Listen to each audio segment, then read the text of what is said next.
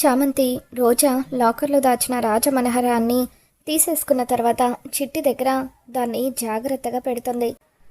చిట్టి hologram use చేసి రమాదేవి అక్కడి నుండి వెళ్తున్నట్టుగా క్రియేట్ చేయడంతో చిట్టి చామంతి ప్లాన్ ప్రకారం రమాదేవిని హారం దొంగిలించిందని రోజా అనుకుంటుంది. ఇక ఆ తర్వాత అరుణ్, సార్ మీ అమ్మగారే మణిహారాన్ని దొంగిలించారు సార్. ఉదయం అత్తయ్య గారు నాతో రాజమణిహారాన్ని తనకి ఇవ్వమని అడిగారు. వద్దత్తయ్య గారు, ఆనవాయితీ ప్రకారం నా దగ్గరే ఆ హారం ఉండాలని నేను చెప్పాను. దాంతో మీ అమ్మగారు వినిపించుకోకుండా ఆ హారం నీ దగ్గర ఎలా ఉంటుందో నేను కూడా చూస్తానంటూ వార్నింగ్ ఇచ్చి వెళ్ళిపోయారు. అంటే ఖచ్చితంగా ఆవిడే ఆ హారాన్ని తీసుంటారు అని చెప్పి రోజా అరుణ్కి కంప్లైంట్ ఇవ్వడంతో, పద రోజా ఇప్పుడే వెళ్ళి మా అమ్మని నిలదీద్దామని చెప్పి అరుణ్ అంటూ ఉంటాడు. ఇక దాంతో చామంతి, సూపర్ ప్లాన్ వేసావు చిట్టి, అమ్మగారు నిజంగానే వచ్చారేమోనని నేనే కాసేపు నమ్మేశాను అని చెప్పి అంటూ ఉంటుంది. ఇప్పుడు ఏం జరుగుతుందో ఏంటో చూద్దామని చెప్పి చామంతి చిట్టితో అంటూ ఉంటే అరుణ్ అర్ధరాత్రి పూట వచ్చి రమాదేవి వాళ్ళ డోర్ కొడుతూ ఉంటాడు. అర్ధరాత్రి ఎవరో డోర్ కొడుతున్నట్టు వినిపించడంతో రమాదేవి, హర్షవర్ధన్ ఇద్దరు కూడా నిద్రలేస్తారు. ఏమైంది హర్ష, అరుణ్కి ఈ టైంలో డోర్ కొడుతున్నాడేంటి అని చెప్పి అంటూ ఉంటే, వెళ్ళి ఓపెన్ చేయరమ్మా అని హర్షవర్ధన్ అంటూ ఉంటాడు. రమాదేవి వచ్చి డోర్ ఓపెన్ చేస్తుంది. అరుణ్, రోజా ఇద్దరు కూడా సీరియస్గా రమాదేవి వైపు చూస్తూ ఉంటారు. రే అరుణ్, రోజా, మీరిద్దరూ ఏంటి ఈ టైంలో డోర్ కొడుతున్నారు, ఏం జరిగింది అని చెప్పి అంటూ ఉంటే, ఏం తెలియనట్టుగా నటించకు మామ్ అని చెప్పి అరుణ్ అంటూ ఉంటాడు. రే అరుణ్, అసలు ఏం మాట్లాడుతున్నావురా నువ్వు అని చెప్పి రమాదేవి అంటూ ఉంటే, మామ్ కావాలని నువ్వు మా గదిలోకి వచ్చి లాకర్లో ఉన్న హారాన్ని కొట్టేసి వెళ్ళిపోయావు కదా అని చెప్పి అంటూ ఉంటే, అప్పుడు రమాదేవి ఒక్కసారిగా షాక్ అవుతుంది. ఏం మాట్లాడుతున్నావు అరుణ్, నేను మీ గదిలో ఉన్న మణిహారాన్ని కొట్టేయటం ఏంటి అని అంటూ ఉంటే, నటించకు మామ్, అంతా కూడా నాకు తెలుసు. మర్యాదగా ఆ హారాన్ని రోజాకి ఇచ్చేసే, అది వాళ్ళ సంస్థానానికి చెందింది. ఆనవాయితీ ప్రకారం ఆ హారం రోజా దగ్గరే ఉండాలి అని చెప్పి అరుణ్ అంటూ ఉంటాడు. రే అరుణ్, నువ్వు కూడా నన్ను అనుమానిస్తున్నావా అని చెప్పి రమాదేవి అంటూ ఉంటే, ఇకప్పుడు అరుణ్, ఇంతకుముందు నువ్వు చెప్పిన మాటే నాకు వేదంలాగా ఉండేది మామ్, కానీ ఈ మధ్య నువ్వేంటో, నీ నిజస్వరూపం ఏంటో కొద్ది కొద్దిగా నేను తెలుసుకుంటున్నాను. రోజా తన కళ్ళతో నువ్వు హారం కొట్టేయడాన్ని చూసింది. తను కళ్ళారా చూసిన తర్వాత కూడా నువ్వు బుకాయించడం ఏం బాగోలేదు మామ్. నీ అంతటి నువ్వే ఆ మణిహారాన్ని రోజా చేతిలో పెట్టేస్తే మర్యాద దక్కుతుంది అని చెప్పి అరుణ్ అంటూ ఉంటాడు. రే అరుణ్, నువ్వు నీ పెళ్ళాం మాటలు విని నన్ను అనుమానించడం మొదలుపెట్టావు. ఈ రోజా కావాలని ఆ మణిహారాన్ని ఎక్కడో దాచేసి నా మీద దొంగతనం మోపి నాటకాలు ఆడుతుంది. నువ్వు దీన్ని నమ్మకురా అని చెప్పి రమాదేవి అంటూ ఉంటే, ఎవరిని నమ్మాలో ఎవరిని నమ్మకూడదో నాకు తెలుసు మామ అని చెప్పి అరుణ్ అంటూ ఉంటాడు. ఇక దాంతో రోజా, అత్తయ్య గారు, అయినా నేను ఇంటి పెద్ద కోడల్ని, మీ తర్వాత బాధ్యతలన్నీ తీసుకోవాల్సింది నేనే కదా, మరి అటువంటప్పుడు ఎందుకు అత్తయ్య గారు ఆ హారం నా దగ్గర ఉందని అంతలా ఈర్ష్యపడుతున్నారు? ఎందుకు దొంగిలించారు అత్తయ్య గారు? మర్యాదగా ఆ హారాన్ని నా చేతికి ఇవ్వండి. మా ఆనవాయితీ ప్రకారం ఆ రాజమణిహారం నా దగ్గర లేకపోతే నా భర్త అయిన అరుణ్ సార్కి ప్రమాదం జరుగుతుంది. ఆయనకి కీడు. నా భర్త క్షేమంగా ఉండాలంటే ఆ హారం నా దగ్గరే ఉండాలి. దయచేసి ఆ హారాన్ని ఇవ్వండి అత్తయ్య గారు అని చెప్పి రోజా వేడుకుంటున్నట్టుగా నటిస్తూ ఉంటుంది. రమా, ఏంటి రమా ఇది? వాళ్ళేమో నువ్వు హారం తీసావని అంటున్నారు, నువ్వేమో తీయలేదంటున్నావు.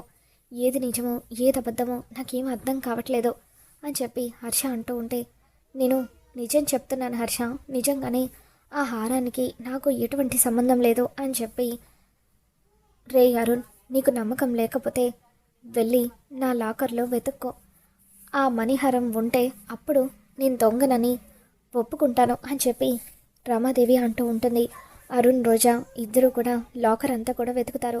ఎక్కడ మణిహారం దొరకకపోవడంతో అత్తయ్య గారు తెలివిగా ఎక్కడో మణిహారాన్ని దాచేసినట్టున్నారు అని చెప్పి రోజా అంటూ ఉంటే, మా మామ్ ఎంత తెలివిగా చేసినా ఆ హారం నీ దగ్గరికి వచ్చేలాగా నేను చేస్తాను రోజా అంటూ, చూడు మామ్, నీకొక 3 రోజులు టైం ఇస్తున్నాను.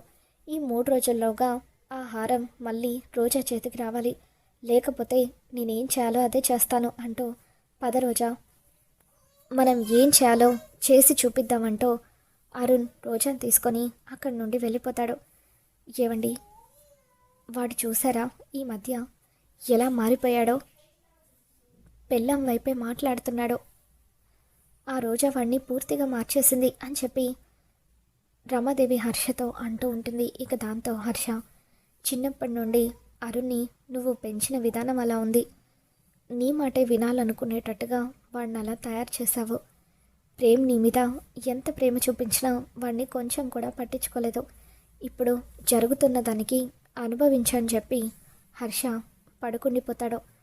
ఆ తర్వాత రమాదేవి రోజా గురించి ఆలోచిస్తూ, వస్తే రోజా, కావాలని ఆ హారాన్ని నువ్వే దాచిపెట్టేసి నా కొడుకు ముందు నన్ను బ్యాట్ చేయడానికి ఇదంతా క్రియేట్ చేస్తున్నావు కదా, ఎట్టి పరిస్థితుల్లోనూ నిన్ను వదిలిపెట్టని, నీకు తగిన బుద్ధి వచ్చేలాగా చేస్తాను అని చెప్పి రమాదేవి మనసులో అనుకుంటుంది.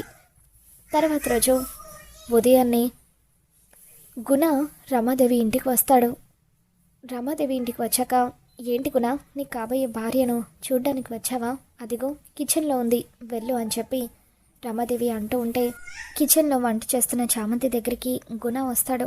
ఇక ఒక్కసారిగా చామంతి భుజం మీద చేయి వేయడంతో చామంతి ఒక్కసారిగా కంగారు పడిపోయి దూరంగా జరుగుతుంది. ఏంటి డియర్, ఎందుకలా నన్ను చూసి కంగారు పడిపోతున్నావు? నేను నీకు కాబోయే భర్తనే కదా, మనకి ఎంగేజ్మెంట్ కూడా జరిగిపోయింది. నన్ను చూసి ఎందుకు టెన్షన్ పడుతున్నావు? నువ్వు ఇలా కిచెన్కి పరిమితం అయిపోతే ఎలా? అలా సరదాగా బయటకు వెళ్దాం పదా అని చెప్పి అంటూ ఉంటే, ఏంటి పిచ్చి పిచ్చిగా ఉందా? మర్యాదగా ఇక్కడ నుండి బయటకు వెళ్ళు అని చామంతి అంటూ ఉంటుంది. ఓకే కూల్, ఇప్పుడు రాకపోతే రాకపోయావు, రేపు వ్యాలంటైన్స్ డే కదా, అందుకని నిన్ను బయటకు తీసుకువెళ్ళాలని అనుకుంటున్నాను. ఈవెంట్కి వెళ్తే మనం హ్యాపీగా ఎంజాయ్ చేయొచ్చు అని గుణ చామంతితో అంటూ ఉంటే, నేను ఎక్కడికి రాను, నాకు ఇష్టం లేదు అని చామంతి అంటూ ఉంటుంది. ఇంతలో రమాదేవి అక్కడికి వస్తుంది. ఏంటి గుణ, ఏమంటుంది నీ కాబోయే భార్య అని అంటూ ఉంటే, ఈవెంట్కి రానని అంటుందండి అని చెప్పి అంటూ ఉంటే, గుణ నీ కాబోయే భర్తే కదా, మరి కాబోయే మొగుడు పిలుస్తూ ఉంటే పార్టీకి వెళ్ళడానికి ఏమైంది, వెళ్ళు అని చెప్పి రమాదేవి కోపంగా చామంతికి చెప్పడంతో రమాదేవి చూపులకు భయపడి చామంతి గుణతో పార్టీకి వెళ్ళడానికి ఒప్పుకుంటుంది. మరోవైపు నిషా ప్రేమ్ దగ్గరికి వస్తుంది. ప్రేమ్, రేపు వ్యాలంటైన్స్ డే కాబట్టి నువ్వు నేను పార్టీకి వెళ్దామని చెప్పి అంటూ ఉంటే, నాకు ఇంట్రెస్ట్ లేదు నిషా, నేను ఎక్కడికి రాను అని ప్రేమ్ అంటూ ఉంటాడు. గుణ చామంతి ఇద్దరూ కూడా పార్టీకి వస్తున్నారు. వాళ్ళని చూడు, నిన్నగాక మొన్న ఎంగేజ్మెంట్ అయింది, సరదాగా ఎలా షికార్లు తిరగడానికి వస్తున్నారో, మనకేమో ఎంగేజ్మెంట్ ఎప్పుడు అయిపోయింది, నువ్వేమో నాతో ఇంకా దూరంగానే ఉంటున్నావు అని చెప్పి నిషా అంటూ ఉంటే, ఏంటి చామంతి కూడా గుణతో కలిసి పార్టీకి వస్తుందా అని అంటూ ఉంటే, అవును వస్తుంది అని చెప్పి నిషా అంటూ ఉంటుంది. ఇక దాంతో ప్రేమ్ వాడిని పెళ్లి చేసుకోవాలనుకోవడమే కాక పార్టీలకు కూడా వెళ్ళాలనుకుంటుందా, అసలు ఏం చేస్తుంది చామంతి అని చెప్పి ప్రేమ్ లోపల బాధపడిపోతూ ఉంటాడు. ప్రేమ్, ఏం ఆలోచిస్తున్నావు ప్రేమ్, మనమిద్దరము రేపు ఖచ్చితంగా పార్టీకి వెళ్తున్నాము, రెడీ అయ్యి ఉండు అని చెప్పి నిషా అక్కడి నుండి వెళ్ళిపోతుంది. ఇక దాంతో ప్రేమ్ చాలా బాధపడిపోతూ ఉంటాడు. తర్వాత రోజు వ్యాలంటైన్స్ డే పార్టీకి చామంతి, గుణ, ప్రేమ్, నిషా వీళ్ళంతా కూడా వస్తారు. కావాలని ప్రేమ్ ముందు చామంతితో క్లోజ్గా ఉన్నట్టుగా గుణ నటిస్తూ ఉంటాడు.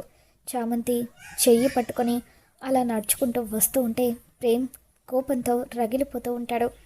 చూడు ప్రేమ్, ఆ చామంతిని చూడు, గుణతో ఎంత ప్రేమగా ఉంటుందో అదే నువ్వు ఉన్నావు. నా చెయ్యి పట్టుకొని అలా నడవమంటే నడవడానికి ఇబ్బంది పడిపోతావు అని చెప్పి నిషా అంటూ ఉంటుంది. చామంతి గుణ చేతిని వదిలిపెట్టి ప్రేమ్ వైపు చూసి ఎంతగానో బాధపడిపోతూ ఉంటుంది. నన్ను క్షమించండి బాబు, నిజానికి ఇదంతా నాకు ఇష్టం లేదు, నా కన్న తండ్రి కోసం చేయాల్సి వస్తుంది అని చెప్పి చామంతి లోపల బాధపడిపోతూ ఉంటుంది. ఇక ఆ తర్వాత గుణ నిషా దగ్గరకు వచ్చి, నిషా, నేను ప్లాన్ గురించి మొత్తం కూడా నీతో చెప్పాను కదా, ఈరోజు ఆ చామంతి జీవితాన్ని నాశనం చేయబోతున్నాను అని చెప్పి గుణ నిషకి చెబుతూ ఉంటాడు. దానికి మత్తు మందు కలిపిన డ్రింక్ ఇవ్వు గుణ, ఆ తర్వాత దాని జీవితాన్ని నాశనం చేయి. చామంతి దాని బతుకంతా ఏడుస్తూ ఉంటే చూడాలని ఉంది అని చెప్పి నిషా గుణతో కలిసి కుట్ర చేస్తూ ఉంటుంది.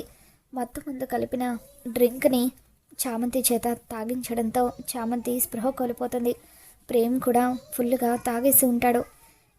చామంతి గుణతో క్లోజ్గా ఉంటుందని చెప్పి ప్రేమ్ చాలా బాధపడిపోతూ అలా వెళ్ళిపోతూ ఉంటే గుణ స్పృహ కోల్పోయిన చామంతిని ఎత్తుకొని తన జీవితం నాశనం చేయడం కోసం అని చెప్పి గదిలోకి తీసుకుని వెళ్తూ ఉంటాడు.